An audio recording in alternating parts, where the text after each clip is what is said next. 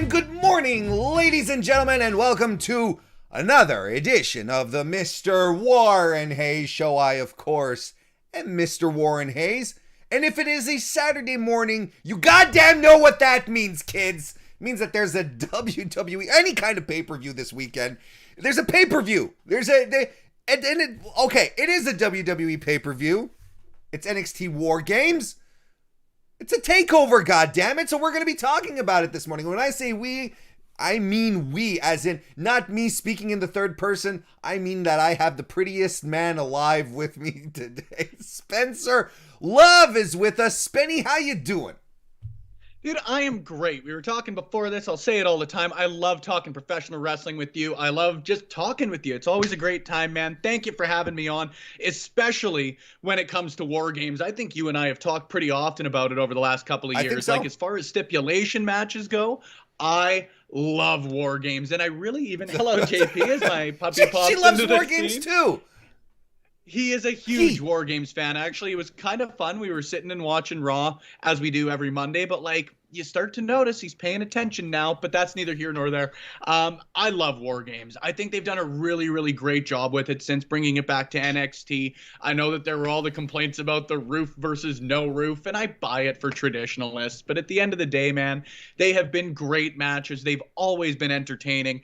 William Regal yelling War Games should be my text tone by this point. I'm psyched. It's a beautiful day. It's a beautiful weekend. It's great to be here. Thanks for having me. Well, thank you for being here. And just to make sure, like, in case there's people out there who are like, who is this handsome man? Oh, shit, all of them are. No, hang on. They say, who is this handsome man? And Spencer Love. Why don't you tell everyone what it is you do in regards to because you've got some new projects coming up, if I'm not mistaken, right? Yeah, I do. I'm in a bit of that like weird hiatus phase of free agency in wrestling, I suppose. I used to run a site called the WCSN for a couple of years, 3 years nearly, strictly covering the Canadian independent professional wrestling scene. So based in Alberta, that's promotions like the PWA, Real Canadian Wrestling, CWE, started to branch out and covering Winnipeg promotions like PCW and British Columbia. But admittedly, like just with some family stuff coming up, all of that, took a bit of a step back on that end of things. And then over the next little bit, I'm actually going to be ramping back up into doing some interviews with professional wrestlers, professional wrestling personalities, broadcasters, whatever it may be. I just love talking professional wrestling with the people involved in the industry. It's nothing that I've ever really been involved in outside of doing like a couple spot duty on commentary with Force Pro Wrestling here. So sure. Really getting to pick, for lack of a less cliche way to put it, man, getting to pick like the insiders' brains and really get to hear their thoughts on professional wrestling is fascinating for me. So I'm going to be getting back into that. I've got a couple of people who are also going to be working with me that are doing a variety of different projects, but I'll plug my social media later so you can stay up to date with that. It's War Games with MrWarrenHayes on the MrWarrenHayes show, brought to you proudly by MrWarrenHayes. I think if you're looking for work, I need a pitch man. I think you'd be perfect.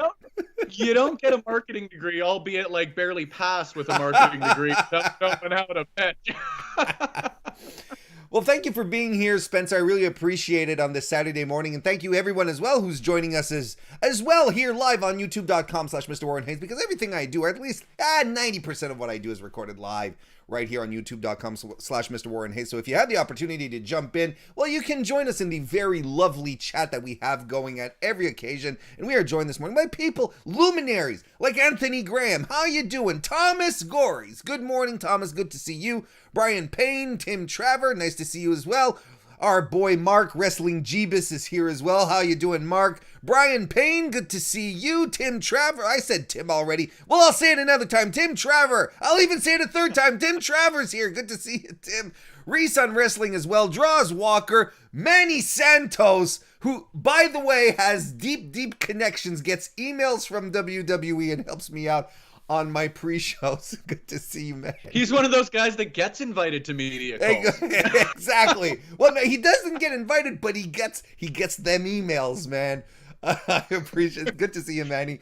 And thank you, everyone. Thank you, everyone who's tuning in, listening, whatever, whether if it's on your own accord or on your favorite podcast application. We appreciate you tuning in. And if you're listening on YouTube right now, hey, give the video a thumbs up. That kind of thing is cool. If you want to give it a thumbs down, that's fine as well. It doesn't matter. It's a free country. They wouldn't give both options if you couldn't use them, right?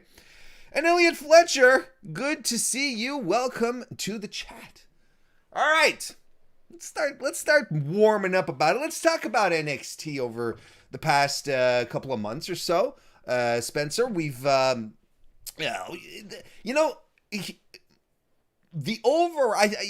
talk a lot about NXT with a few people, and I've had a couple of post shows, and there's an overarching feeling I find that NXT has sort of lost what made it really, really special. And, I don't like to be too negative unless you're talking about Bill Goldberg. I don't like to be too negative.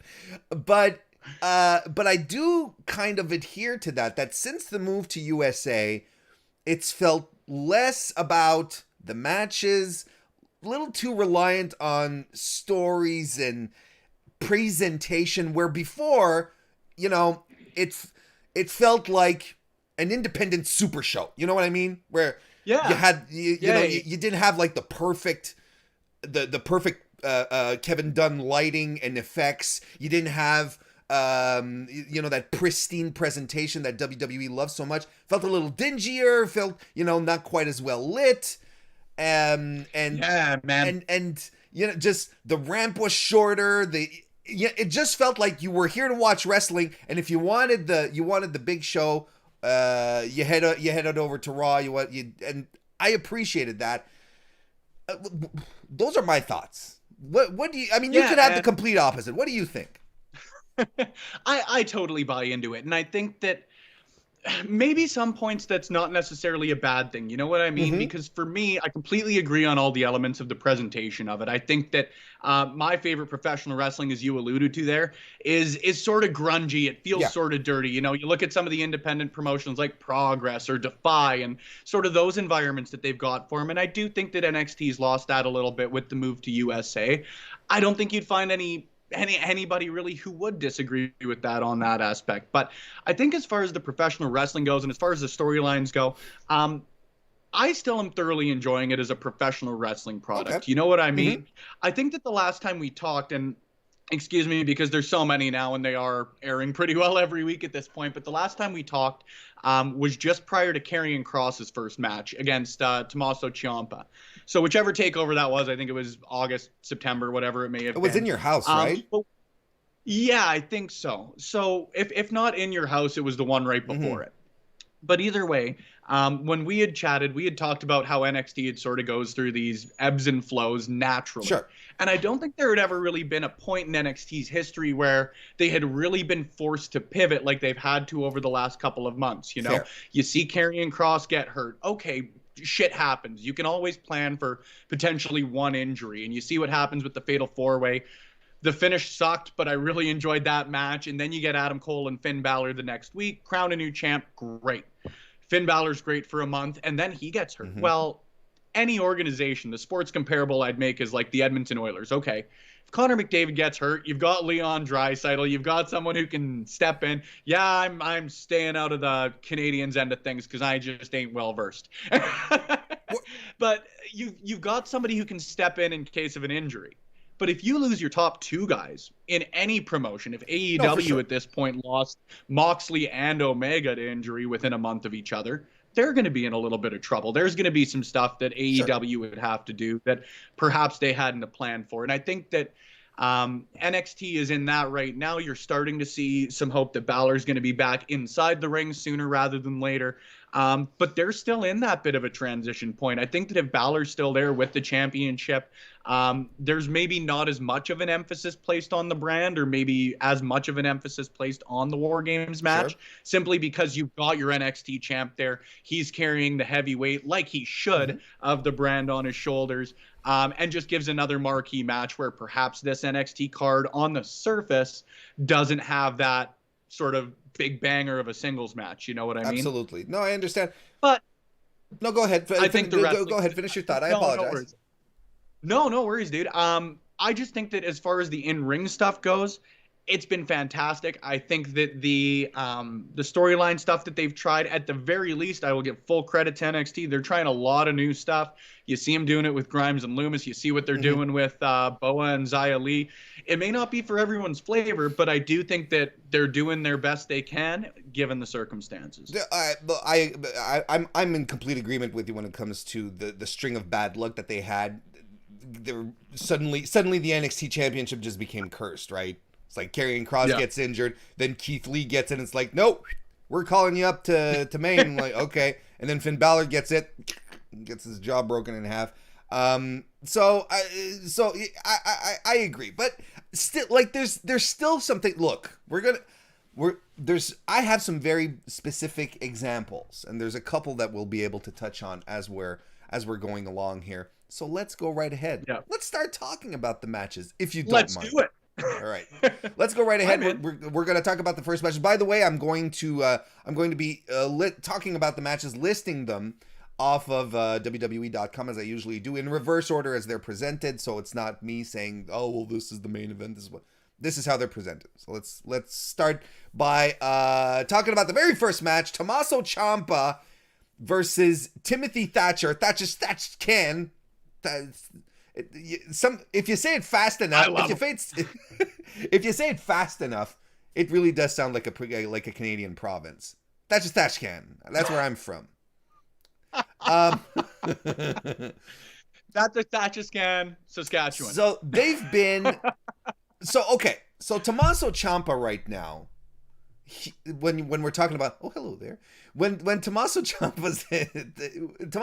first and foremost is an interesting persona right now as to where he is on the card, right? Brought back, got into that thing with he came back full-blown heel, right? I can't forget who he... Yeah, like full-on psycho killer. Jake Atlas. It was Jake Atlas exactly. Against, yeah. And I was thrilled about that. I was like, as much as I empathized with Champa during his neck injury, and we all lost our shit crying when he was with his baby girl, and he was in his hospital bed with the neck thing, and we're like, oh, I feel so.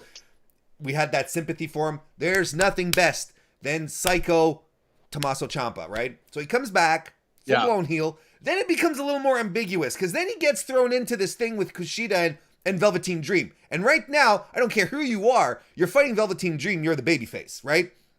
Yeah, I was going to say. That's the thing. So, and that thing sort of peters away, because I'm okay with Velveteen Dream not being on my TV these days. I'm absolutely okay with that. Yeah. And now transitioned over against Timothy Thatcher. Is this kind of it? What you were referring to, that they're doing the best with what they got, they're pivoting and trying to do the best with these situations that are a little out of their control? Yeah, I think so. I can't say I really enjoy the quick turn regardless. I mean, there still has to be, you can have, like you say with Ciampa, you can make sort of the same example, I guess, about NXT as a whole, is you can have the sympathy for the situation they're in, but at the end of the day, you still have to judge based on the presentation you're given, right? And personally, I'm in the same boat as you, man. I think Ciampa's a great professional wrestler either way, but I think he's just one of the best heels in professional wrestling today. If you've got the opportunity to feature him as the psycho killer, you do it every chance you get. Absolutely. Right? Turning him babyface, like, all the best turns for me happened naturally. So when he came back from the neck injury, he had that sort of natural face reaction. Run with it. Of course you do that. You should have done the same thing with Seth Rollins when he came back at Extreme Rules a couple of years ago, right? But I think that... No, I just wanted to add, and it's like you said, it's the natural thing, and that I'm not saying that they shouldn't have done it. They had to do that because everyone was legitimately happy to have seen him come back. Exactly. And that's the way the best face turns happen. Unless you've got sort of that one big moment, for lack of a better way to put it. Again, like with the Shield a couple of years ago when they turned and defended Jerry Lawler, right? You have that one big moment where it's, oh shit, look at what the bad guys are doing. When you've got the opportunity to have a natural turn like that, personally, that's kismet, Sure. right? With this matchup, I really, really am excited, despite the fact that I don't really like how we got here, for lack of a better way to put it. Champa as the babyface in this has just been odd. I don't have a better way to put it. Tim Thatcher is one of my personal favorites out there. I've loved the guy for years. Catch wrestling is just sort of one of my favorite styles in professional wrestling that somebody can work, and there are few better, in my opinion, than Tim Thatcher. As far as it goes, like, I think he's going to win this match. And again, I go back to our last conversation that we had with, Tim Thatcher beating Tommaso Ciampa. I think that, like we talked last time, I think that Tommaso Ciampa is that sort of guy who is Teflon in NXT as far as it goes. The guy has sort of, he's had his full story arc. Oh, I thought you meant, and I think that once I thought you meant he's Teflon. You shouldn't use like metal instruments to cook on. That's I thought what you meant. I would also agree with that. The guy's got a fragile neck, but I think that he's sort of had, and this isn't a discredit at all, but he's had his run in NXT. Sure. He's been the champ. He's been the top bad guy. He's been the top good guy. The comparison I'll make is a guy like Dolph Ziggler on the main roster. He's proverbially done it all. Now you can use him as a guy who can still be relevant, but raise people up around him as he either prepares to go to the main roster or whatever it may be. With a guy like Tim Thatcher, who's really looking to establish himself still, despite the fact that I think that Thatcher's Thatch Can has been fantastic, he still needs a big win in NXT. I think that the cage fight that they had a couple of months ago with Riddle, Fight Pit, excuse me. It was terrific, but they didn't really capitalize on the momentum of that as I think they should have. So using this as a bit of a soft reset, having him go over on a guy who is, again, he'll go down as one of the best in NXT, in my opinion. He's up there with the Sami Zayns and the Baileys and birds of runs.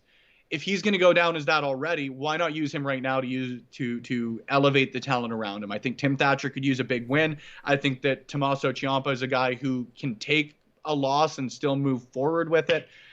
It just makes a lot more sense to me than, if Tommaso Ciampa wins, that's 2 losses in a row for Tim Thatcher. That's a loss via submission for the first time ever in NXT, in WWE. That's a huge blow for me as a guy who's a catch wrestler. Now, losing to Kushida is nothing to shake a stick at, but at the same time, every loss is still a loss. Yes. So I think he needs to rebound. He can rebound in a big way against Tommaso Ciampa. Tommaso will be fine at the end of the day because he's just fucking fantastic. Tim Thatcher will thatch as Thatch can. Well, there you go. And Chad, by the way, let us know who you think is going to win here. Do you think Tommaso Ciampa is going to win? Do you think Timothy Thatcher is? And by the way, hello, Aaron Entertainment. Welcome to the chat. Here's and this is one of my problems that I've had with WWE storylines, or with this storyline in particular, with Timothy Thatcher, not specifically the one with Champa, is because it's how they've been handling Thatcher since the Fight Pit.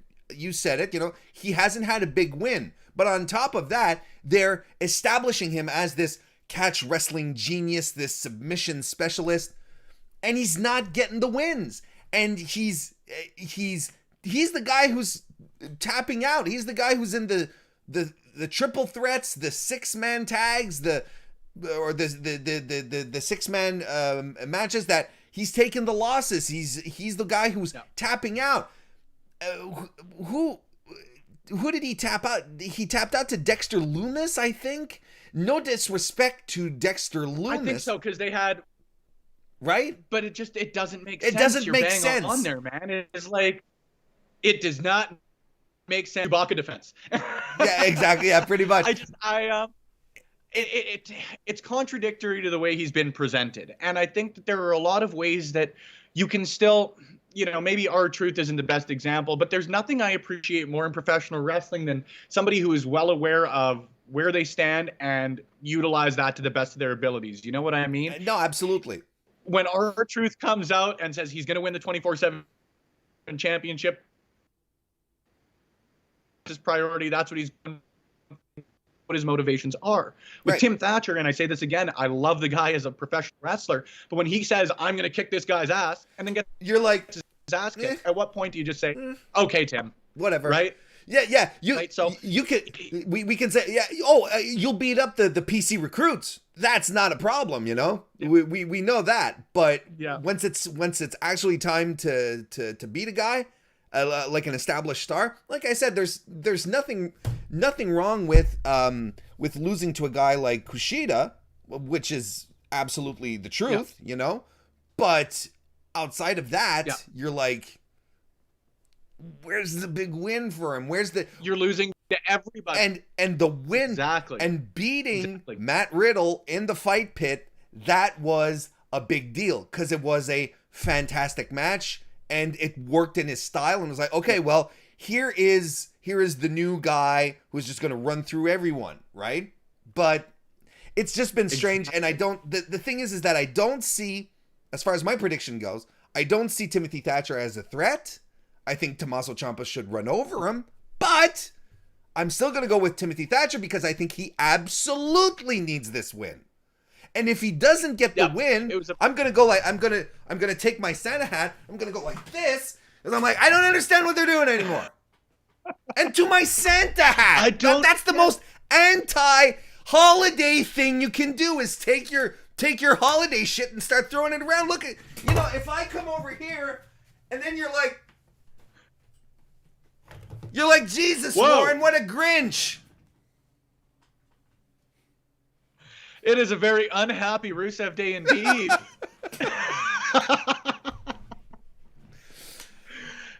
That was glorious. So there you go. I've never had festive holiday headwear thrown at me over Skype. I know. Can you imagine that? That's how pissed I'll be. Make sure you don't jump on Skype after this match. At around 6 p.m. Mountain Standard Yeah, exactly. Time. Do not. He just logs Skype out of with Skype. Mr. Warren like, Hayes whoops. of the Mr. Warren Hayes show. Yeah, just. So, but I'm glad we're in agreement there, man, because I think that, you know, you're bang on in everything you say. Timothy Thatcher's the guy who needs a big win. For me, like I literally have in my notes here, like it's a head versus a heart thing. It makes all the sense in the world the way they've been presented. My heart says that Tim Thatcher needs a win. I'm Tim. Yeah, I agree. Yeah, people seem to think in the chat as well that that Thatcher should pull out a win here. I mean, he should, but we'll see what happens. That our prediction. There's a lot of shoulds in professional wrestling. Yeah, exactly. There is a lot. Absolutely. Let's move on to our next match here. We've got a legitimate psycho killer, Dexter Lumis, who is going to be fighting my boy Cameron Grimes in a strap match. Now, yes, absolutely. To the moon. Cameron Grimes is wicked. Now, I'm gonna tell you, this has been the most surprising feud to me as far as character work. I wouldn't say this is the most exciting wrestling pairing that I've seen to date, but character-wise, this is Cameron Grimes has come out of his shell here. We've discovered a whole range of stuff in regards to Cameron Grimes here. To me, this has been his big moment, his moments to shine. I thought the horror home of house horrors that they did at Halloween Havoc, the coming out parties. It was fantastic because of Cameron Grimes. He was 100% into the cheesy thing. His delivery was perfect. I mean, one of the top wrestling moments for me this year is going to be him in the bathroom with the zombie, showering, and he's like, I didn't know Dexter Lumis had a sister, as he's taking his vest off. I'm like, this is so wonderfully absurd. How do you feel about Cameron Grimes? It's all the best in pro wrestling. Yeah, absolutely. Man. It really is all the best in pro wrestling. Like, cheesy isn't a bad thing. When you've got that level of commitment, it is so wonderful, right? And especially like you say about Dexter Lumis as well. it's just a case of being the perfect foils for each other, right? They're both ridiculous in their own way. Pro wrestling needs more ridiculousness, and especially like, you know, maybe I wasn't a huge fan of how they played that blindfold match. I didn't like it, or whatever they officially titled it. Yeah, I wasn't a huge fan of how they did that, but you know, I see that as one of the, if the only missteps that they've had in this. But to be fair, and I hate that expression. I apologize. I shouldn't have. Fantastic. And no, but the if I may interject. Yeah. I don't understand blindfold matches. I don't understand. I don't understand how anyone booking wrestling matches says, "Hey, let's put sacks over both guys' heads and let's see what happens. Let's have this should be fun." Why does anyone think that this would be fun? And I get it. Ultimately, it's like comedy, right? That's essentially what it is. Down the line, it ends up being comedy. You have he's starting to beat up on the ref accidentally, you know, and I remember seeing one with Triple H. I forget against who, but like he was arguing with him, like he had pushed him in the corner, but his opponent had slid away, and he was like talking shit at him in the corner. But you know, so it's like ha ha ha, funny visuals. But anyway, like the basic concept of a outside of that, like basing a full match around it is all. Yeah, no, it's all right. But so Cameron Grimes, please do go on, continue your thoughts. Sorry, you cut out there for a sec, but no, that's I'm saying do continue. Yes. No, thank you. I love what they've done with it, right? Like Dexter Lumis for me has been absolutely fantastic, and he's really someone that I wouldn't have expected it from. I just got to be blunt with you, you know. I couldn't see how this sort of creepy stalker, very silent sort of gimmick could work. We've seen it done before in different ways where people don't speak, or they sort of take that outsider approach to it, but never sort of this level.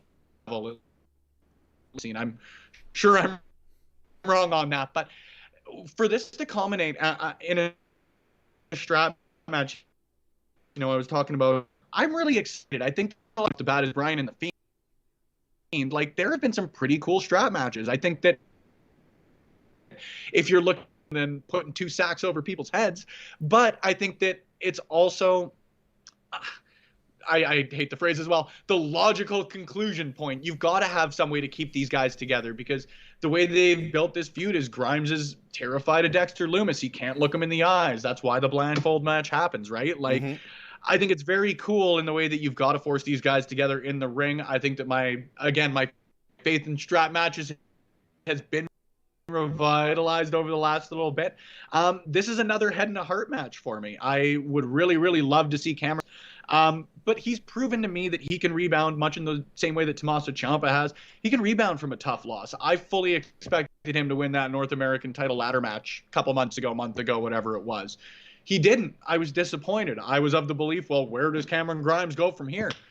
Guy turned it around into his best feud that he's had in NXT, right? So maybe he can afford a loss in a way that Dexter Lumis can't, I don't think, just because of the uniqueness of his character. You know, that dangerousness that Lumis does have, a little bit of his panache, you know, whereas Cameron Grimes can come out, he's done it every time, he can excuse whatever the reason was for him losing, have someone interrupt him and start his new feud, whatever it may be from there. But number one, I love Cameron Grimes, want to see him win. Number two, the cave-in is one of the coolest finishers in wrestling by my money. He hits that, my entire opinion changes. They've done very, very well protecting that move, right? It's like the end of days.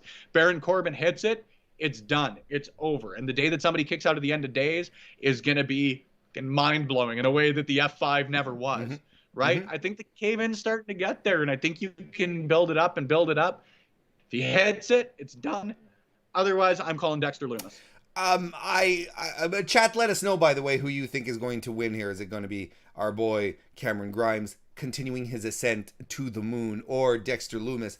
I'm in agreement with how this feud has been portrayed. I think that at this stage, However, yeah, like if I have to pick, and we do, because it's a prediction show, I think I'm gonna go with Cameron Grimes, because Grimesy, I think he needs the win more than Loomis does. I get his character, Grimes. You know, he's the chicken shit heel. You know, he's afraid. He's afraid of stuff. He'll do whatever needs to win, or he'll even throw a match if it means that he'll avoid, getting beat up on. I get that, but strap match can get away, so on and so forth. I think, I think this is like a logical conclusion. I think this is a wrap up here, and I think moving forward, Cameron Grimes gets the win. He's able to put the whole Dexter Loomis thing behind him. He moves forward. That's how I feel it's going to go. So. I hope so. Like, I'd love to see it. Cameron Grimes, all just, again, personal love of him. I'd love to see that guy with the North American title, or I'd at least love to see the guy challenge a Finn Balor or whoever the next champion may be, right? Like, I just think that guy, every opportunity he's had so far in NXT, and maybe they've been more limited than I would have liked, but he's out of the water. Right. Every single time. So even if you give him a feud, maybe he doesn't win it, but you elevate a guy like that and go against a Finn Balor or an Adam Cole or a Pete Dunne, which I think is going to happen here sooner rather than later, right? Like, right. So he's the sort of guy who could hugely benefit from something. So there we go. So we'll see what happens there. The chat also seems to think that Cameron Grimes should win.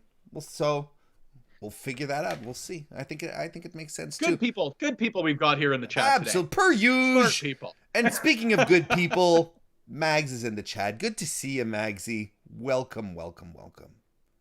All right, the next one we are going to be talking about now is the North American Championship champion Leon Ruff, which is something that is still unique to say.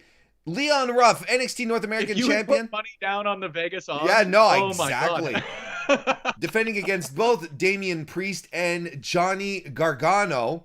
Let me go right into here. What did you think about Leon Ruff winning the NXT Championship out of nowhere against Gargano on Gargano's first defense?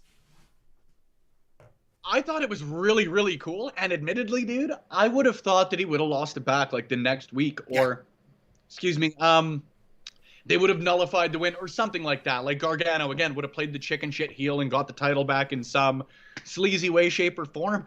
I like the fact that they're going with him into a takeover. I think that it's, again, a really, really cool way to elevate someone that NXT, for me, despite the fact that they've moved to USA, despite the fact that there's this Wednesday Night War, NXT still is there fundamentally to develop stars for Raw and SmackDown. That doesn't take away from what they are as a brand, but even a year and a half into NXT being on USA, people still get called up to the main roster. Sure. And I don't see, if NXT is an equal brand, well, you're not getting called up to the main roster. It's like saying the AHL and the NHL are the same. Right. They're just not in a lot of people's eyes, right? So taking the opportunity to, number one, I think Johnny Gargano's the sort of guy who, in the character he's playing as the chicken shit heel, this plays into it perfectly. Like, you see the tweets he sends out, right? What the F? And going from hating Wheels to loving Wheels to hating them again after he loses to Leon Ruff. Like, something like this is,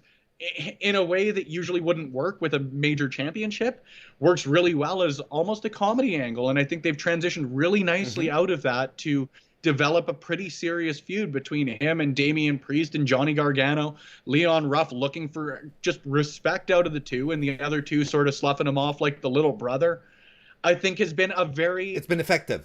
Again, and a unique way to present professional wrestling right now, when you don't have the fan interaction, when you don't have the opportunity to build traditional angles that way, right? So I've really liked what they've done, and I even say that as a guy who, I didn't really know the work of Leon Ruff prior to his win on November 11th or whatever it was. And I'm just appreciate the work that Damian Priest does. I'm just not the biggest fan. I love Johnny Gargano, but when you're really only familiar and really only personally love 1 out of 3 components of most matches, usually that doesn't bode all that well, No, right? it doesn't. But I think they've done a great job with this. I'm excited for the match.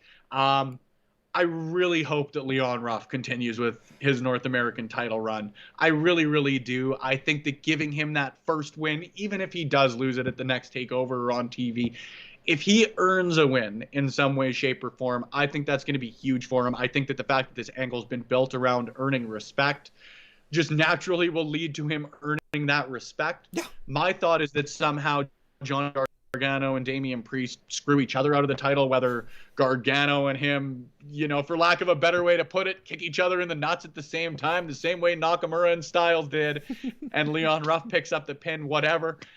I think they're going to sort of affect each other's chances of winning. Leon Ruff's going to steal a pin or something along those lines is my hope, and he retains. Realistically, though, he is definitely the third most built wrestler, for lack of a better way to put it, as compared to Priest and Gargano. Sure. I wouldn't be surprised whatsoever if they were to give them the win, just based literally, dude, on the ratings last week. That's absolutely. I thought I like to be surprised in professional wrestling. I like to be thrown for a loop. I think we all kind of do, which is why, AEW this week, yada yada yada. But yeah. But the Leon Ruff winning, I thought it was fantastic because we all saw the pattern, right? Where, oh, by the way, chat, let us know who you think is going to win, right? We all saw the pattern where Johnny Gargano comes out of TakeOver, has the title, gets a first very, very soft defense against a guy who's a perennial enhancement talent at this point, right? A guy who's been exquisite at eating offense. So everyone's like, all right, Gargano coming in, gets his first soft win. But no, pull out of nowhere, Leon Ruff, all of a sudden, whoa! And isn't that fun? Isn't that good? Now you're like, we have an unknown commodity on our hands. We have a guy that we liked, because again, I think he, if you hadn't seen what he did in Evolve, then you're like, okay, this is the guy who takes a beating like no one else, and we kind of liked him for that. But now, thrust into a position where it's like he just wins the title out of nowhere, and it throws an entire monkey wrench and everything. Where you're like, so they're not going to go straight back to Gargano and Priest, and they're mixing it up, which is things that we've been critical in regards to WWE, and I can appreciate that. I can appreciate them trying, and on top of that, I think Leon Ruff was a fantastic candidate to do this with. I think it was, I really think it was a smart match, a very, very smart match. So I like it. I think it makes sense. Personally, in this context here, I think he should retain for the exact same reasons you said. You don't necessarily want the win to come off as a fluke. I don't think so. I think that the opportunity is good here to build another NXT star because, well, they kind of need some people to come up and be presented as serious challengers. So I think the opportunity is really good here for Leon Ruff to solidify a match against, the backbone of NXT and Johnny Gargano and Damian Priest, who's become a rather important presence as well. So I think Leon Ruff wins. There you go. And I hope so, man. And even just going back, and it's only been a cursory look, so I do plead ignorance on a little bit of it, but watching some of Leon Ruff's stuff, which I think a lot of people did after he won that title. Yeah. The guy can go, I like the way you put it. He's exquisite at taking a beating, but he is also very good at giving that beating when presented the opportunity, right? Which we didn't I think know. that for lack of more cliche way, this could be a real coming out party for him. And like you say, you don't want his win to come off as a fluke, even though that's the way they've played it. I think that having it proven to be a fluke would really take a lot of the wind out of Leon Ruff's sails. For me, it would almost invalidate the need for this entire last month to have happened. There you go. Right? what was the point of giving Ruff the title if you're just going to take it away in a way that takes away from him, right? Exactly. If, like, you know, just throwing names out there. If Leon Ruff loses it because Adam Cole attacks him and Leon Ruff gets lifted to a main event program, okay, but like, I don't think anybody sees that happen. No. Right? I think the best way for him to move forward and really elevate himself, hold on to that title, baby. It is going to be a hell of a ride. Take him to the moon. Take him. Yeah. You got any room on that rocket ship, Cameron? There you go. That's fantastic. So yes, and as Chat's saying, it's an underdog story that's worth watching at the same time. So yeah, it's good stuff. I enjoy what they've been doing with it. It's the bad news bears. All right. Absolutely, man. Absolutely. Yeah, absolutely. Let's talk about the first of two War Games matches. I was gonna say, do we get to do our own Regals? I think you should do your own Regal here, Spen, if you want. War Games. Oh, yours is much better than mine. I think mine is a little too breathy. War Games. Sounds like I'm saying something I grew up else. with Scottish grandparents, so like I know it's different than William Regal's accent, but like angry people from the UK or passionate people from the UK, there's at least a comparable. I know that. But when Max gets angry, he'll be. Hey, here's women's War Games. Team Shotzi Blackheart versus Team Candice LeRae. Shotzi has Rhea Ripley, Ember Moon, and newly added NXT Women's Champion Io Shirai on her team. Jesus fucking Christ. Versus Candice LeRae. On her team, she has Toni Storm, Dakota Kai, and Raquel Gonzalez. I'm saying Raquel, but I will inadvertently revert to calling her Reina at any given moment because Raquel just doesn't stick with me. She will always be Reina Gonzalez. Reina Zambales to me. Spen. You want to start? No, I'm going to lead you in. It's very simple. This match is going to rule. Yeah, dude, there's no other way to put it. Like, we talked at the top of this show about War Games and how much I love it. I think that every build, to be quite honest with you, up to War Games has been good to great up to this point. You know, there's been 4 years of it as of the time of this recording. And I think every lead up to it has been fantastic. I love the storytelling ability that you get going into a match like this. This year for me, though, like, probably has been the best. And especially when you look at the Women's War Games match, man, like, some of the things that you see going into this, I've absolutely loved, you know? I think 1 week I read where it was like, yeah, of course Pete Dunne won the NXT ladder match for the advantage. The heels always win the advantage. And then the next week, Shotzi Blackheart comes out and blows that out of the water, right? Like, having Toni Storm turn heel during the build to this. Again, people are writing, well, the 4 teams are set. It's going to be Indy Hartwell on that team, and Toni Storm's going to join the women's faces. You know, it's set. I've loved it. You know, Toni Storm turning heel is something that I don't think anybody saw because she is such a great babyface. She is someone everybody loves, right? And those are the most effective heel turns. I think that same sort of thing. I use the Shield because, like, they were really the first major storyline I got invested in a while. So Seth Rollins turning heel, right? They were at the top of their game as baby faces.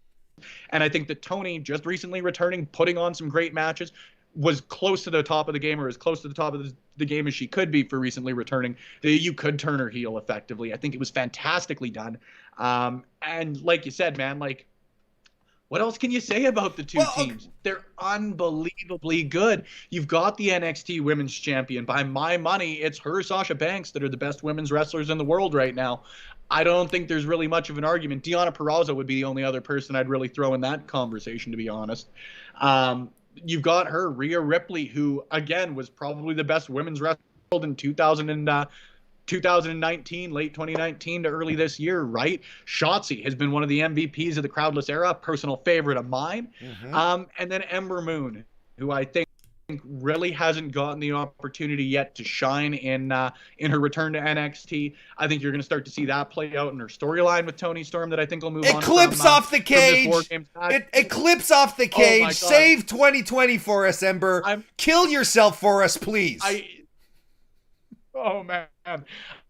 Honestly, I hope don't she even want to doesn't get do into it. that. I just get too antsy for this shit, man. It'd be too terrifying. I hope she doesn't do I just it. think, oh man, but like I think Ember Moon is gonna be one of the breakout performers in this match, and I think that going back to the point of the baby faces winning, which I think is again a very, very unique thing. It's happened before, but not.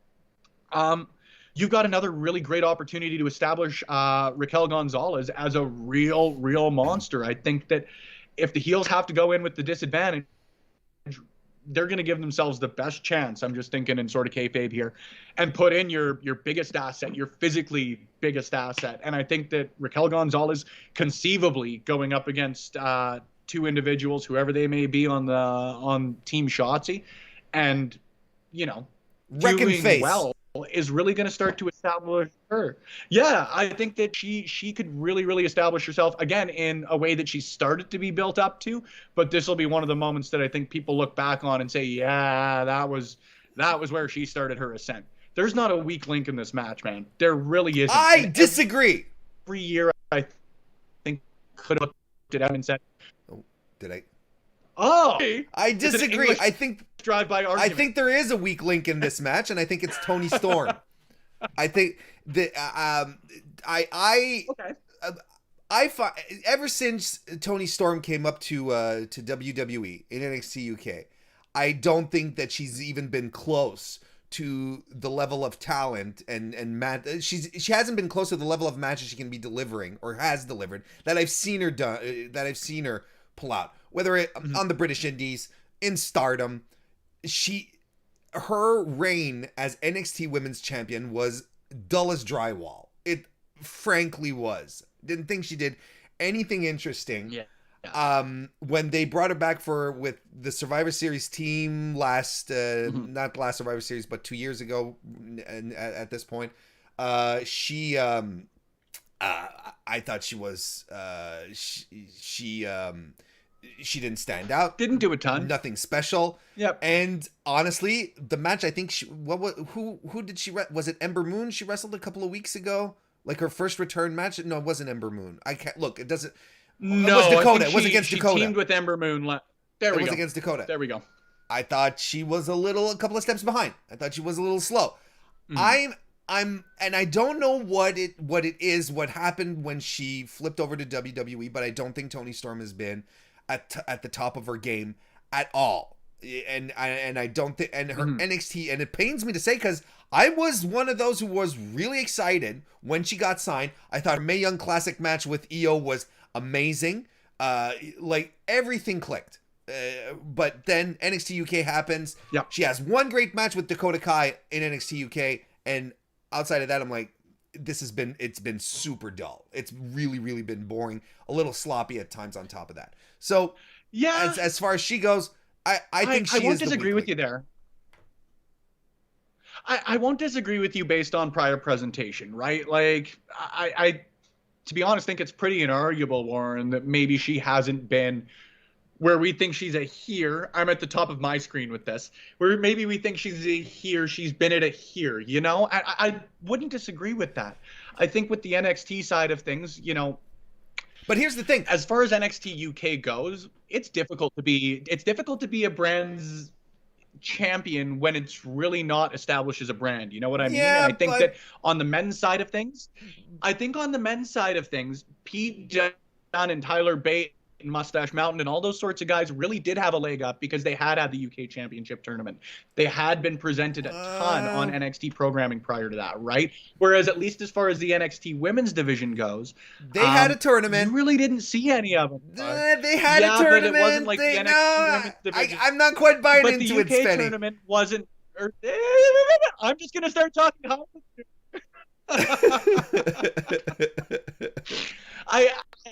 I don't disagree with what you're saying, man. I think, and again, I think a lot of mine does come on the same sort of way that your disappointment comes with all the stuff you saw in sort of Stardom and prior to her run in WWE. I think that's where my hope comes from, is the fact that we know what she can do. Yes. She's obviously being set up as a major player. I don't think that WWE very often does random heel turns or random face turns, at least is people discredit them for. Big Show would like to disagree with that. The Big Show, Braun Strowman, those sorts of guys. Hey, 100%. I think that it applies to very specific individuals. Like, at the very least for me, I think that most of their stuff is done with some sort of plan in mind. And I don't think they would be turning Toni Storm, A, when they did have a logical spot for her on the face team if they wanted it. But B, I don't think they'd be turning her without some sort of major idea in mind. Is it a feud with Ember Moon?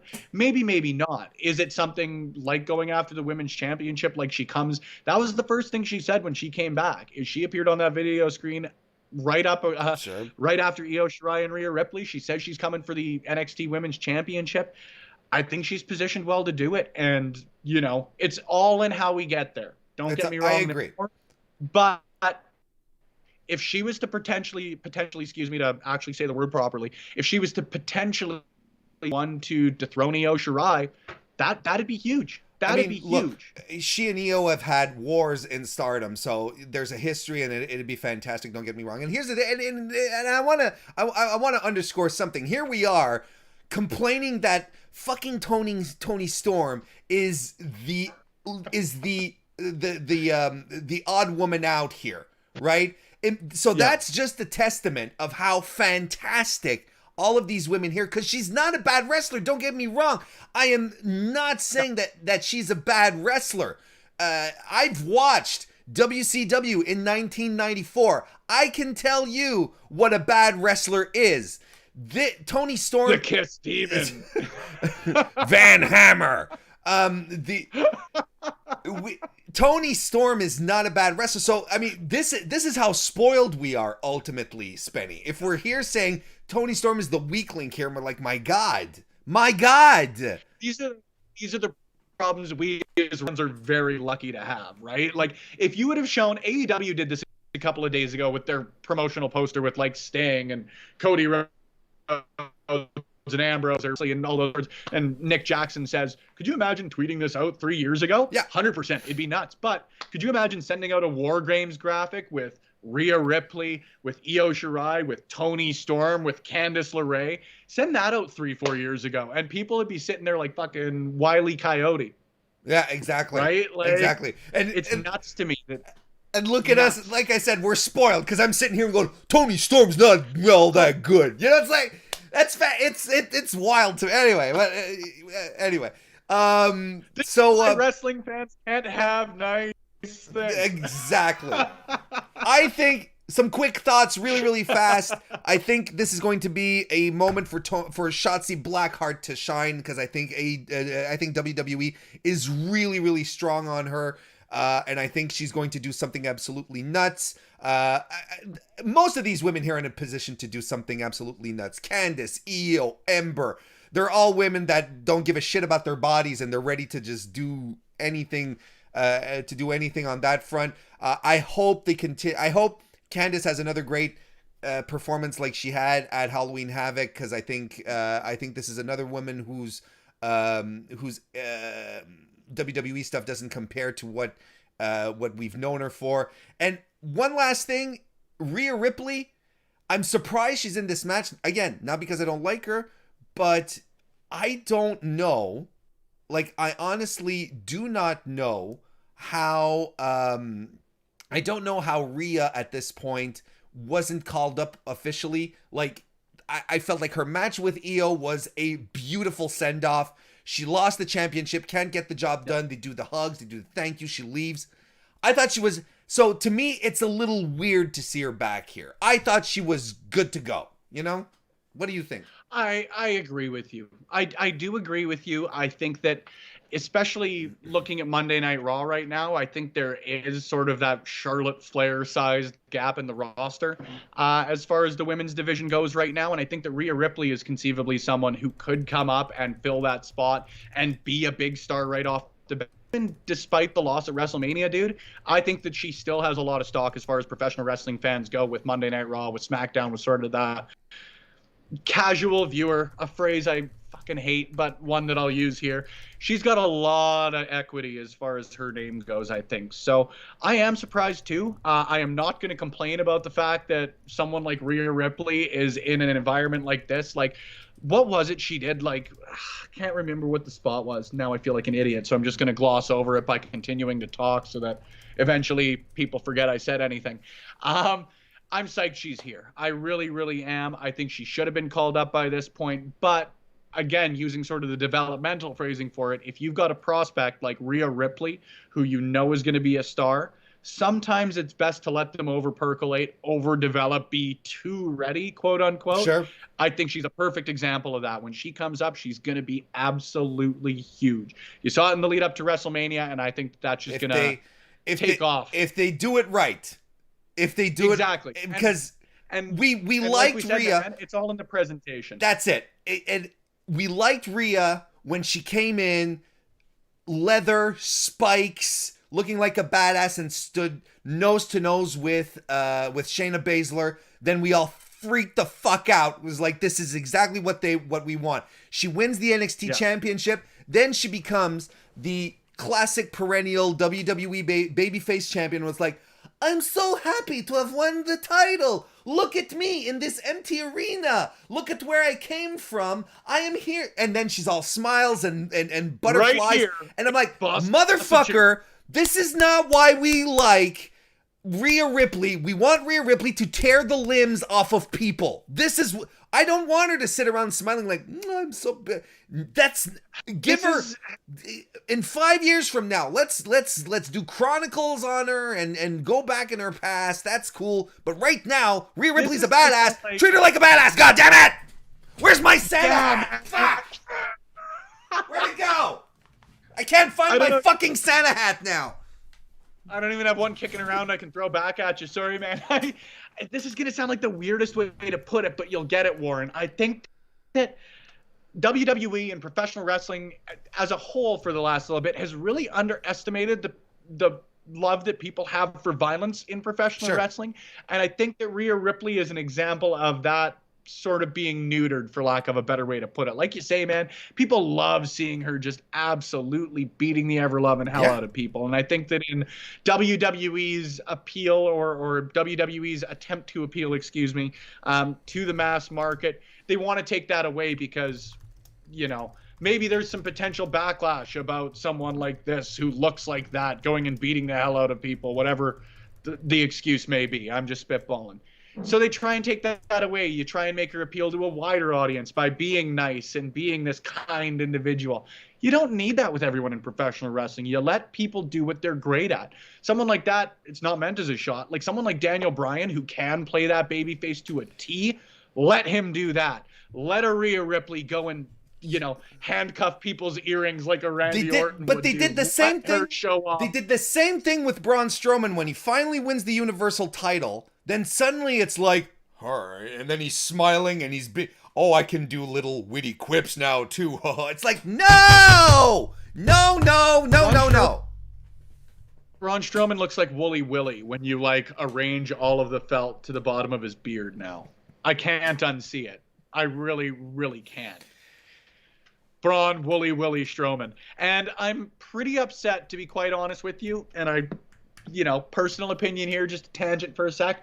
It really upsets me that they took away the scream from Braun Strowman's entrance and replaced it, with that whistle.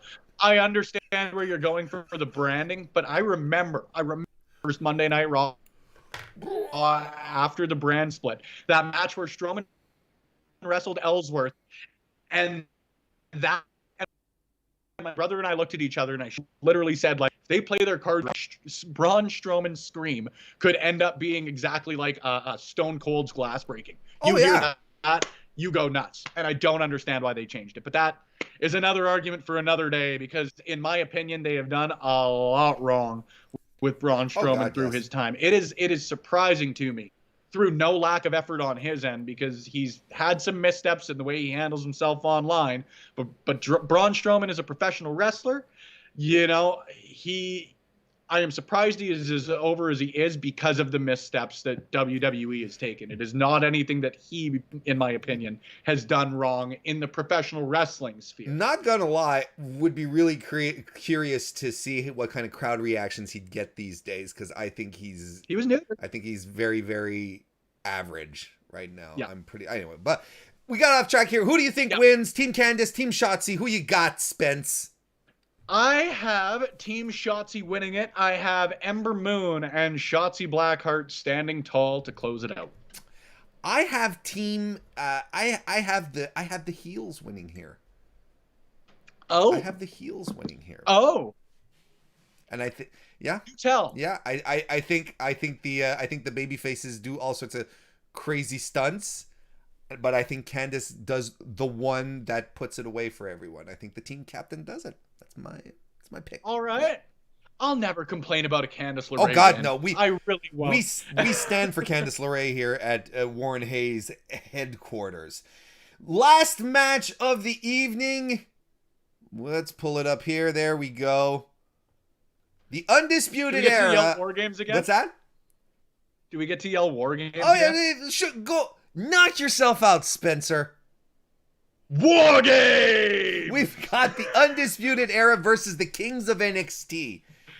Pat McAfee.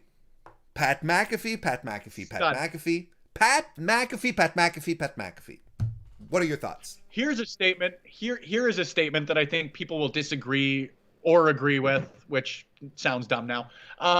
Here's a statement that I don't think enough people are saying. I think Pat McAfee is having a better rookie year than Ronda Rousey did. Oh God. Like, man, he is, and Ronda Rousey, I'll again go on the record. I think she had a better rookie year than Kurt Angle did. Oh. But I think that Pat McAfee's been fantastic, man, and very differently, obviously, than I think a Ronda Rousey or a Kurt Angle was, in the sense that those two came in. They were traditionally known as combat sports athletes, whereas Pat McAfee, yeah, he's an athlete. Yes, he is someone who obviously has an athletic background, but his strengths have really been in the character he portrays and his promos and sort of the non-combat athletic portion of professional wrestling. You know what I mean? The fact that guy can go in the ring as much as he does too, beautiful, beautiful cherry on top of the great work that he's doing outside of the actual wrestling aspect. The whole Kings of NXT, the whole brand that he's going with, I think is so cool. I really, really would have loved to have seen what happened. Not that I expected things would have gone differently, but I really would have loved to have seen what would have happened if Ridge Holland had continued to have been a part of it. That being said, when you've got to have Pete Dunne sub in anywhere, you're getting a pretty damn good call-in. Well, let's be honest. It's an upgrade. Let's be honest. Well, yeah, and Pete Dunne, by my money, is one of the best professional wrestlers that the NXT brand has, whether you look at NXT, NXT UK, whatever. Oh, Dunne is fantastic. He's a top 3 guy by my money. The fact that he hasn't been called up as of last year or the year before, again, a great example of a guy who's over-percolated. I just love what they've done, man. I really love this entire faction. If you would have told me 6 months ago that I would hate Oney Lorcan and Danny Burch, I would slap you. I love those guys. I love Oney Lorcan. I've always got a soft spot for the graduates of the Storm Wrestling Academy.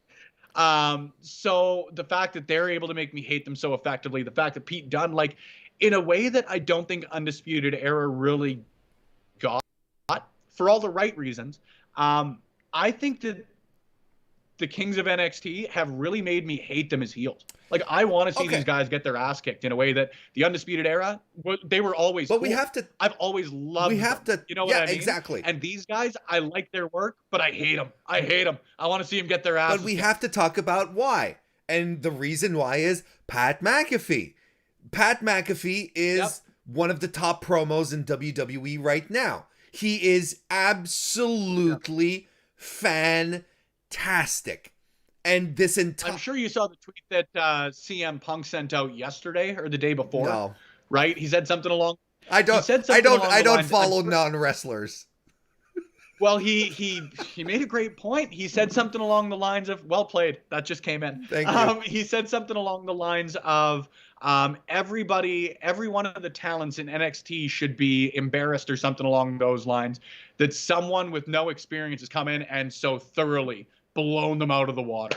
And I don't disagree. But, okay. And I don't think that's anything, frankly, against a lot of NXT talents. I think there's a lot of really good promos in NXT. Oh, yeah. Pat McAfee, man, is just, he's on another level. That guy is so good. He's a natural talker, and they're using him to his strengths. But, I mean, I for one, I refuse to put too much blame on the talent, because we know how saddled they are with creative. We know how scripted everything is. I think McAfee just doesn't give a shit. He's like, look, if you want me, I have to do things my way. Let's go with some bullet points, but I'm going to do it my way. And they're probably okay, cool like that, because they want him in and whatever. So I think it's ungrateful for a guy to say something like that in regards to the talent in NXT, who all want to make it in WWE, who all want to have a spot. They want to be, so they do what they're told, kind of thing, because that's what you're supposed to do in WWE. You do what you're told. You toe the line, because if you start going into business for yourself, well, you're going to get buried, because there's so much talent jockeying for your spot, kind of thing. So I think it's a little ungrateful to do it that way. But back, I do want to focus on McAfee, though, because I really think that I think he's been the cornerstone of this feud. I think it wouldn't be half as effective if he wasn't driving the heel faction here. And it's wild to me, because for the reasons we said, he's not a trained wrestler. He's just been a fan all his life. But this is what I appreciate the most, Spencer. This is not the first time that we've seen WWE work with outside entities, bringing in comedians or actors, and bringing them in, and they always do what they have to do, but like with the SNL guys, they're like, a couple of years ago at WrestleMania, they're like, they're doing it, but they're also very self-aware, and they're like, we know wrestling kind of thing. McAfee, it's like Jeremy Piven calling it Summerfest. Exactly. It's the SummerSlam. McAfee clearly loves the business. He loves pro wrestling. He gets it, and he wants to do right by wrestling. He understands how the fans are. It's not, the thing here is that you feel in this circumstance that it's not about him. It's about being in wrestling and doing the absolute best, right? Yep, I completely agree, man. There's a lot of stock in that. I don't think that there are, like you say, the SNL guys are a very, very good example of that, in that a lot of people come into this almost expecting everyone watching to be in on the joke. Yeah. And I don't think, for me, that's not a benefit.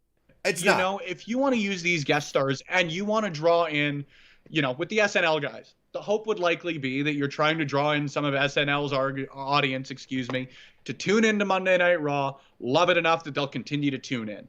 And by those two guys being on there, and I don't think through any fault of their own, again, the same way we talk about the promos and the scripting of everything, when they come in and they make a joke of professional wrestling, then you are going to get the SNL audience to tune in, and they're going to laugh, and they're going to say professional wrestling's a joke, and not tune in the next week when those guys aren't there. That's it. Whereas if those two guys are there and they are, as spitballing, those guys are part of an actual match where they do the same shit, or at least put in the same effort. That's the best way to put it, that a Pat McAfee is.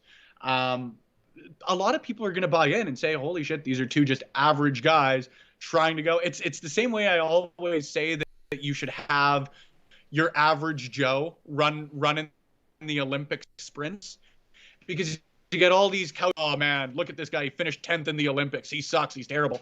Put an average Joe in there, and that'll really show you how impressive this shit is. Yep. You put a Colin Delaney in there with a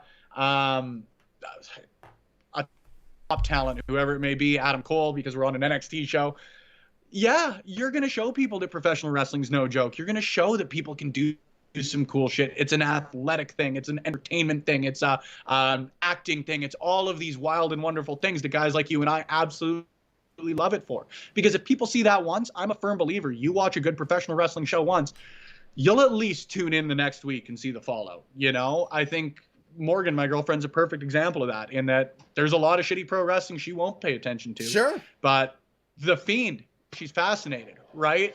You'll tune in. What's going on with him right now? If you start to build that love somewhere with something like a guest appearance, I guarantee there are probably at least 15 to 20 more Indianapolis Colts fans watching NXT now than when NXT didn't have Pat McAfee, because they saw him the first time and said, shit, NXT's pretty cool, and continue to tune in. You know what I mean? I think, like you say, man, when a guy like Pat McAfee comes in, not only does well, but you see the love, you see the effort, there's something tangible there behind it. It is, it's a huge gift to the, it's a huge gift. There's no other way to put it. We get, well, I don't want to generalize, but I get weary when I see these mainstream media crossovers that they do, you know, because I'm always like, this is gonna suck. But McAfee has flipped it around and is like, okay, this is, even his last match with Adam Cole, I thought, first of all, for a guy who's never trained, I thought he was a natural at it. Holy shit. You know, I didn't expect him to be pulling out destroyers or suddenly, you know, transitioning from a surfboard into a Koji clutch kind of thing. Nothing like that. But it was a fun match. It was a really fun one, and a good build as well. Here, to me, he's been a perfect foil for Adam Cole. Absolutely perfect foil. And I want to say hello to Robert Sterling in the chat, and he pulls out a good point when we were talking about the promos. McAfee is allowed to be himself, right? That's the thing. He's allowed to be himself, and that's what's working. Whereas a lot of these guys, they're given characters. They're like, you should be like this, you should be like that. And I think we have a long history in wrestling where we realize where if you let the wrestlers be themselves, like Adam Cole too, they get themselves over much, much, much easier if you play off their strengths. Instead of trying to force a square peg into a round hole kind of thing. I mean, so I want to talk about the Undisputed Era a little bit here as well. I think we've gushed enough over McAfee with reason. Yeah. You know, he's a handsome gentleman as well. No, we haven't. Pat McAfee deserves as much gushing as we can give. I just know there are time limits. I don't know how much I want to give him any of my gushing though.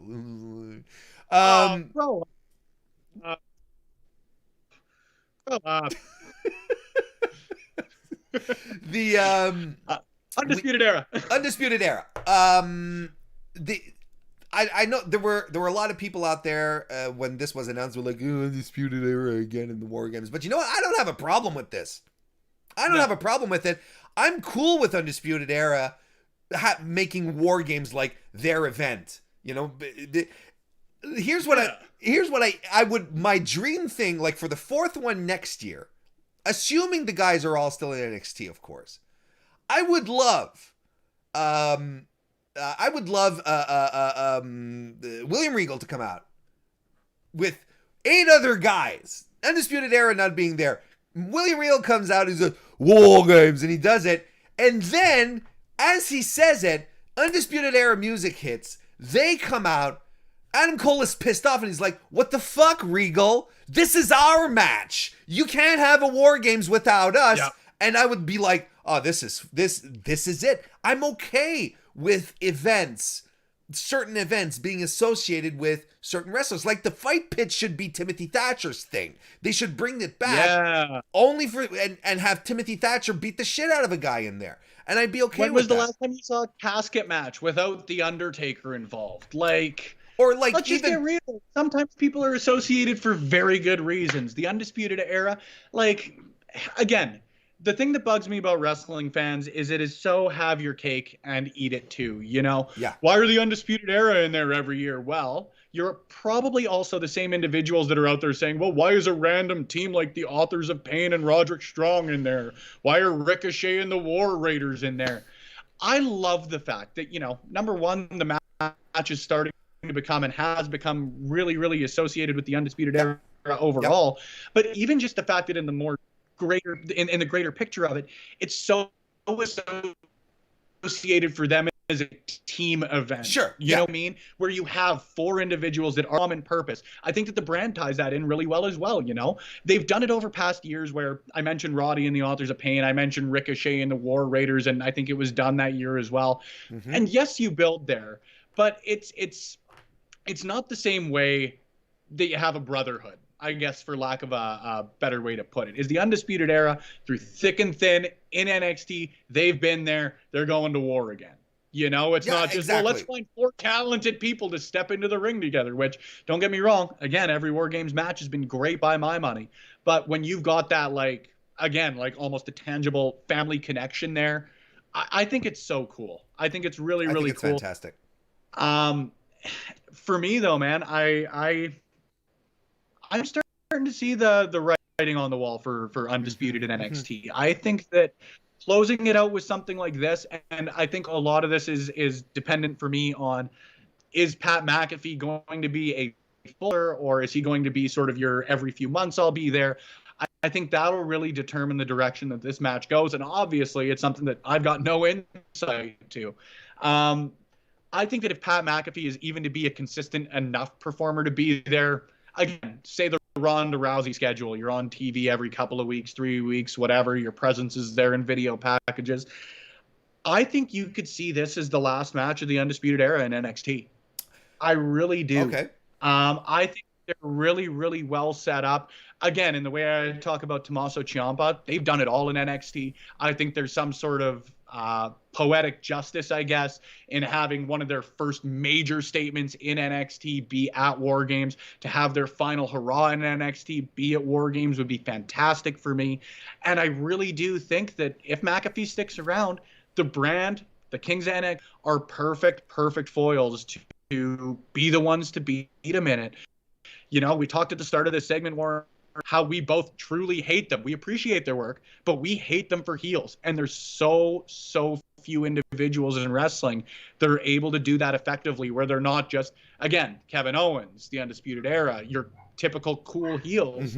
You don't have a lot of just asshole heels around. And I think that if the brand, if the Kings of NXT, if they're to be the ones to truly end the Undisputed Era, as they've alluded to over the past couple of months, what that'd do for a heel stable is huge. And when you're not just replacing one guy when the Undisputed Era is called up, at least I'd have to assume you're not going to break them up.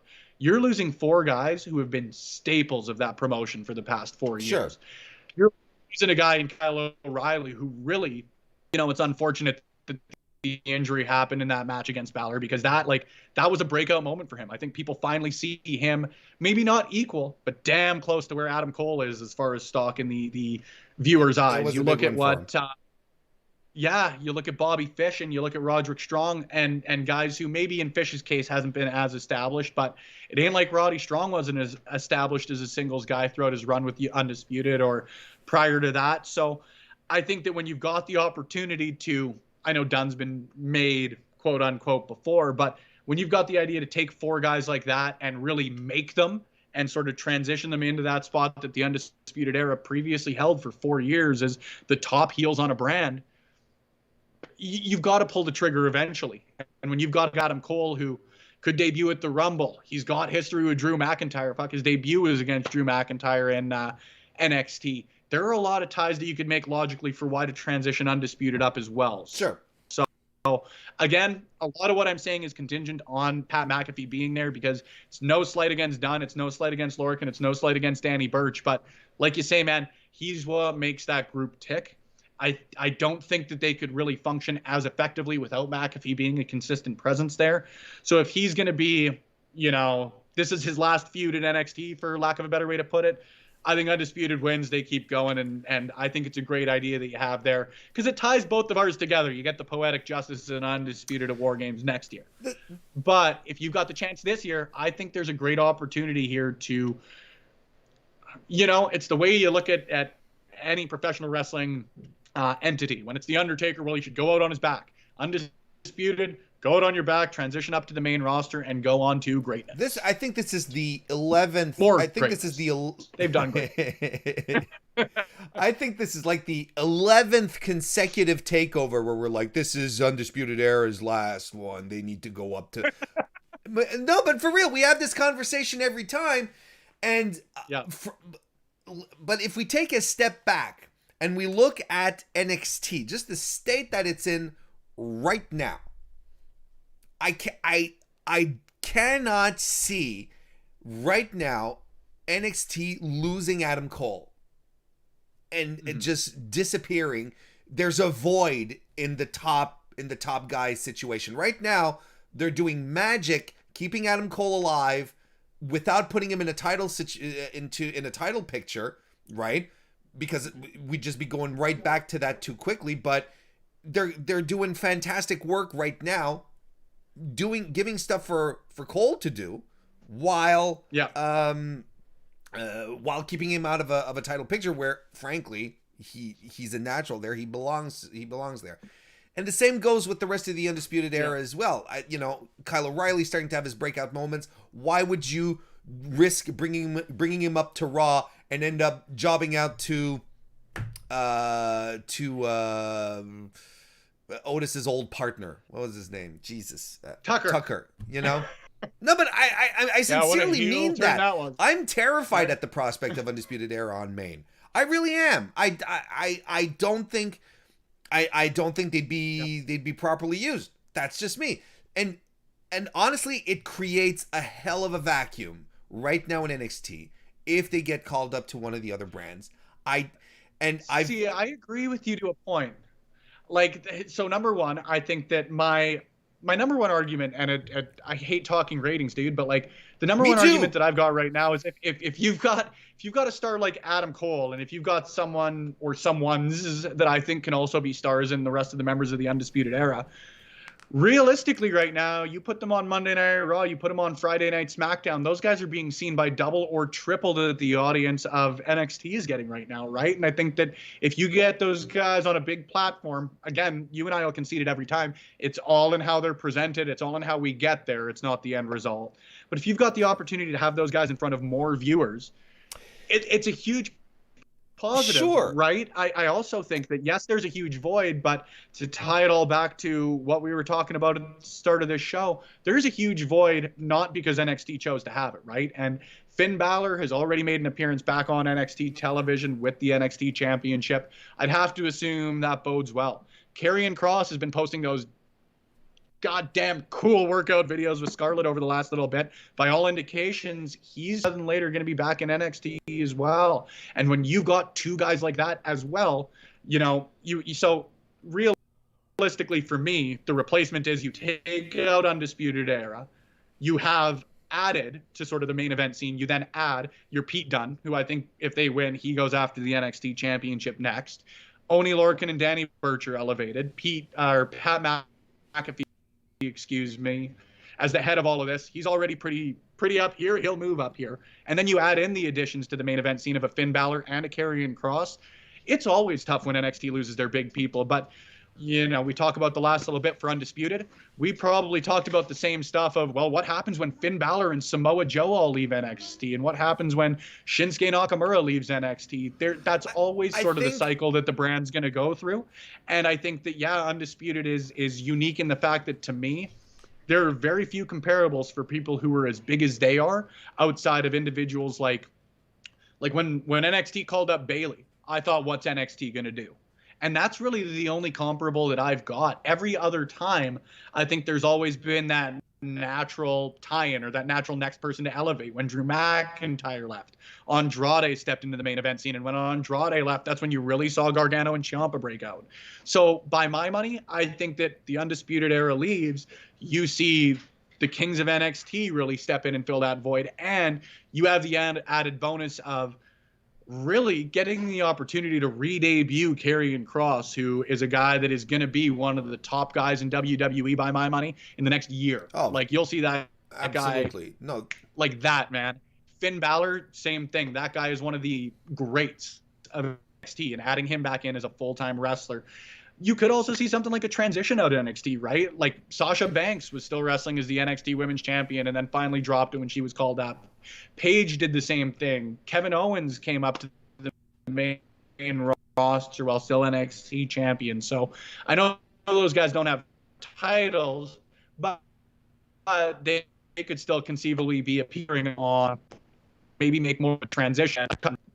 I think there's, because your points make sense, but I think you can't directly make the same types of comparisons with, you know, the Shinsuke, Samoa Joe, Finn Balor era, Sammy and all of that, and Bayley. I don't think you can make that same type of comparison today because it's not a show that airs on WWE Network. It's not a show that that's just shot in front of super fans, a couple of hundred super fans in Full Sail anymore, and it's not, quite frankly, a developmental brand anymore. And this is something that I strongly believe in. They are in a head-to-head competition with another wrestling company. They moved NXT to USA so that they could prevent more eyeballs to end up onto AEW, lose some of their. This was absolutely a thing. They are still very much in a talent war with AEW, even if WWE likes to say we're not in competition. We welcome everyone. We're not in competition. They are. They really are. And they're on. And they have a rating slot. They have to deliver for their network. I think everyone has to change their perspective on what NXT is now. It is a full-fledged show. I'm not talking about brand, but it is a full-fledged show on a network, head-to-head with another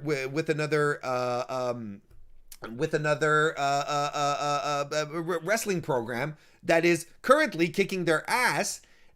So that's why, and they are in competition. Otherwise, they wouldn't be putting on Halloween Havocs or Great American Bashes, these super cards, if they didn't feel like they had to win a Wednesday night or get better ratings. That's just how it is. Yes and no. See, for me, a couple of points, and I don't disagree with you at all, man. Like, they are competing. I don't think that anyone's going to argue that they do try their counter programming. I don't think that anyone would say that NXT does not want higher ratings than All Elite Wrestling by any means. If NXT came out with 1 million viewers next week and AEW had 700,000, I bet you'd see Triple H sending out the same douchey tweet that Tony Khan sent out yesterday. Sure. Right? I think that for me, the way that I view it is WWE isn't running NXT as an offensive maneuver. They're running it as a defensive maneuver. What I mean by that is if NXT didn't exist, or if NXT was strictly the WWE network programming that we knew and loved a year and a half ago, AEW wouldn't be drawing 700, 800, 900,000 people. They'd be drawing 1.3, Sure, 1.4, absolutely. 1.5 million. And when you've got those direct comparables to a Monday Night Raw or a SmackDown Live, Raw was what, 1.7 million last week? That's what WWE is trying to avoid, in my opinion, is they're trying to avoid the direct comparison to what I still believe WWE considers to be their two major brands. And like NXT, I think does deserve, for lack of a better way to put it, it does deserve to be treated with the same seriousness, with the same reverence, with the same weight that a Monday Night Raw or a SmackDown does. But like, if we can just get real, man, I don't think that does change until Vincent Kennedy doesn't have his fingers in the water. That I agree with. But I think that if NXT is running right now, they're not running to draw 600,000 viewers. They're running to take 600,000 viewers away from All Elite Wrestling, right? Yeah. So as long as they're running, and by every indication that I've heard, the USA Network is satisfied with the viewers that NXT is drawing. Until that changes, I don't see NXT stopping, and I also don't see. Oh, I'm not saying that at least in the eyes of WWE. I'm not saying that NXT. At least in the eyes of WWE. It was just a bad time for me to take a breath. I don't see NXT stopping running, as sort of that developmental versus that third brand that I think you and I both believe it should be. Well, because really, I mean, having it broken back, when you've got a who's who of independent professional wrestling, all you need to do to make a super card is book those guys in matches against each other and give it the branding of a Halloween Havoc, right? That's an easy thing to do. Building a set for WWE takes half an hour. Yeah, they have everything ready. No, but exactly. The Thunderdome was a 20-minute project. Oh yeah, for sure. The thing with because of course, like I said, that's the idea, is they just want to keep eyeballs off of AEW. That's ultimately the thing. But I think at some point we do have to, we can't be too naive and say to ourselves, well, WWE just really doesn't care all that much about NXT, and they're ready to poach it at any given moment, and they're in a prime time slot on USA Network, a national cable channel from 8 to 10. That is prime time viewing. So we cannot be naive and say, oh well, it's developmental. No, because there is no way in hell that, despite the fact that USA says publicly we're very satisfied with what's going on, sure, that's cool, and it's a good sign of support to your partner at the same time as well. That it makes sense. I'm pretty sure that USA will not be content by saying, you know what, we don't want the shit third show, or are you really putting in any true effort into what you're doing here? I don't think the executives all sit around the table and they're like, we're very satisfied with the fact that Vince is poaching this show here and making sure that the ratings stay low just to take some stuff off of AEW. We can't be naive to the fact that they still have to deal with a partner that is giving them national airtime, and that they have to deliver this type of product, a good quality product that will get ratings and will continue to grow.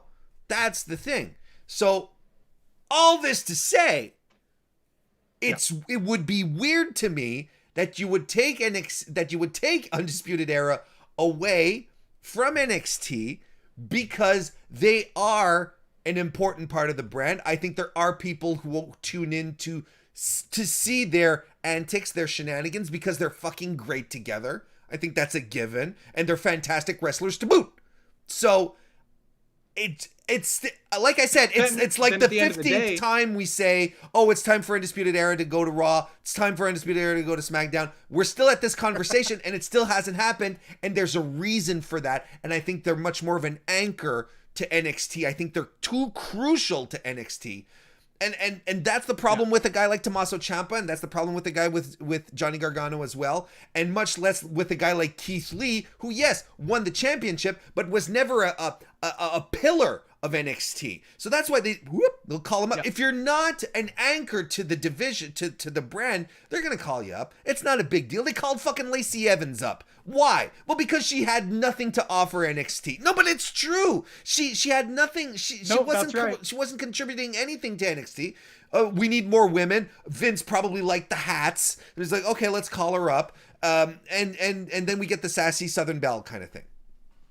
That's my point. My point is, if you're too important to NXT right now, I don't see it's like, oh, well, they need to call them up. I don't think so. I don't think they need to call them up. I think they need people in NXT, and I think the developmental cycle is broken right now. I really do think it is, because it's not a developmental brand anymore. The PC is where they develop people, but you don't have that 5 to 6 minute match between Sean Maluda and what's his name? Who's in Legado del Fantasma? Shit. You're asking me to give Spanish names, anyway, which I'm just you don't see like two. you don't see two PC guys having a 5-minute match anymore on NXT, or it happens very, very seldom. Yeah. It just doesn't happen anymore, because it's not what NXT is for anymore. Yeah, and I think you're bang on there, and I think that it has been a bit of an awkward transition. I think that there aren't many people who would argue that. I think that it is still something that's trying to find that balance between what I think a lot of people would refer to as like Triple H's style of NXT versus Vince McMahon's idea of sports entertainment. Sure. And I think that they're whether it is behind the scenes or not, I think that at least on the surface, there seems to be that almost power struggle, because again, it's not like the matches themselves aren't any different, at least in my opinion, than they have been previously. I'm still entertained. I'm still excited by every NXT takeover. It feels like, again, the same way we talk about the Undisputed Era, every NXT takeover, it feels like we go into and they're out there who says, is this the delivering? And every single time at the end of a takeover, it's like, no, of course not. Of course it's not. Right? So I do think that there is, at least for me, a lot of encouragement in that. I do want to, it's going to sound like a weird way to put it, but I do think that there needs to be like some clarification or some sort of, decision, I guess, on what NXT is going to be, because I think that's been the biggest issue for me over the move to move to USA, has just been that bit of awkward transition from wrestling to sports entertainment. Sure. You know what I mean? Yep, and I think that absolutely. might be why you start to see that developmental system almost break. And like, another example is a guy like Riddle, who, I mean, you look at him when he was in NXT and he seems like that proverbial perfect fit for the main roster. But I also think that in the same way we talk about people over percolating in NXT, Riddle seemed like a guy who, it almost seemed like one day they were like, okay, we're going to call him up next week. Let's rush through whatever he's got to do to wrap up in NXT and we'll get him up here. That's where, for me, you see a lot of the examples of that developmental system being broken, right? But I do still see it, when you look at the Undisputed Era and how important they are to USA as a network, maybe that just means they get called up to SmackDown Live versus Monday Night Raw, right? Absolutely. Because at the end of the day, too, if USA Network, if they're getting those 650, 700,000, 800,000 viewers on NXT, well, those 800,000 viewers are getting a lot of advertising for what's coming up this Friday on SmackDown, what you're going to see on the Blue brand, yada, yada, yada. And if you're getting the opportunity to directly influence 800,000 people to tune into your program that on a Friday night will get 2.1, 2.2 million, that's where the gravy is for them, So again, it's just spitballing, and I don't know nearly enough, dude. Like, these are all ideas. I know a little bit less than fuck all about how television networks and television ratings and all of that works. So it's just all what I would have to assume or have to guess was a good idea. So basically, but for all I know, everybody's listening to me and saying, "What a fucking." So idiot. basically, you're just like every wrestling fan, essentially, is what you're saying. I want to say hello. You could have had anybody on and made the same points today. I'm joking. I want to say hello to Evan Wright, who is rebooting Stampede Wrestling with us. Spencer, of course. Nice. He left us a super chat, by the way. Thank you very much, Evan. He says, NXT stopped being developmental when they tampered with the Undisputed Era guys' contract over at in Ring of Honor and went to court over it. You don't do that for rookies. I agree. That was the moment. I mean, NXT for a long time became an indie super show, is what it was, and I was completely okay with that. I think there was a time though that there was still, I really feel like the developmental aspect of it really lost it once they moved. They really lost it once they moved to USA. But yes, I think the writing was on the wall there. Spencer, who do we got? So longer decline. Yes, a long decline. Who do you think is going to win here, though? We're coming back to the War Games match. Undisputed Era or the Kings of NXT? I'm going to stick with the Kings of NXT. I think there's a lot of potential in utilizing those guys as a new major faction or the new faction in NXT. I think that Birch and Lorcan with the NXT tag team titles already is again, we talk about that slow decline. This is the slow ascent of the Kings of NXT. I think that you're going to see whether he wins it or not. I think you're going to see Pete Dunne move back into that main event scene sooner rather than later, whether he challenges Balor or Karrion Kross, whoever a champion may be in 2 to 3 months' time. I think you're going to see him start to slot in there. I think you might see Pat McAfee take on a couple more matches, perhaps on a more, a more casual basis. Yeah. You see him more as less of a, like you've seen right now, and you maybe see him take on a match on Wednesday on NXT, right? Like, I'd see that happening a lot more, especially since they're not traveling. There's no, not that NXT was a traveling brand to begin with, but the fact that there's There's no they're always in Florida. There's no travel involved. I can see McAfee having a little more of a role in NXT. So yeah, I think the Kings win as well. So there you have it, folks. Those were our NXT Takeover War Games predictions. War Games! I'm never not going to. It's like an easy button. Oh yeah. You know, you hear War Games and you just gotta like fling the arms out. And then you have you speak from your chest and you let it gurgle through your throat. Exactly. Low diaphragm. Exactly. Spencer, it was a good time to talk to you. Let the people know where they can follow you and follow your stuff and all that good stuff. Man, thank you for having me. You know, I said it before. I'll say it again. I'll say it on Twitter right after we end up finishing this show in the couple hours it may be. But thanks for having me, man. It's always appreciated getting to chat wrestling and getting to just chat with you. You guys can keep track of me on Twitter for the most part. I am at SpennyLove. I also do have an Instagram account where you can keep up with pictures of my puppy that you would have seen at the top of this show. That is at Spenny and the Jets. Admittedly, like, Twitter is my go-to. I'm not all that active on Instagram, on DMs or whatever they may be. I don't fleet. If you want to follow people for that, I simply won't do it. So I'm not your guy. And I don't add you on Facebook unless I actually know. Oh, yeah. So Twitter's the place to go. It's really that simple. But I would highly recommend you do it. As I like to talk to Warren, I like to talk to everyone else in professional wrestling. Get at me with your opinions, your insults, your whatever. Let's talk wrestling. There you go. And keep an eye on Spencer. He's got some stuff coming down the pipe. Thank you again so much for taking the time in this morning, Spencer. I really, really do appreciate it. It's always a good time to have you on. I appreciate it tremendously. I appreciate it as well, man. And thank you everyone for joining us live here this morning on the MrWarrenHayes Show. And if you're listening on your own accord, that's fantastic. Do consider giving the video a thumbs up if you're watching on YouTube, or some love over on your favorite podcast application. Remember to subscribe if you're not. Hopefully we've earned a subscription this morning. That'd be nice too. So enjoy your weekend, everyone. Enjoy NXT War Games.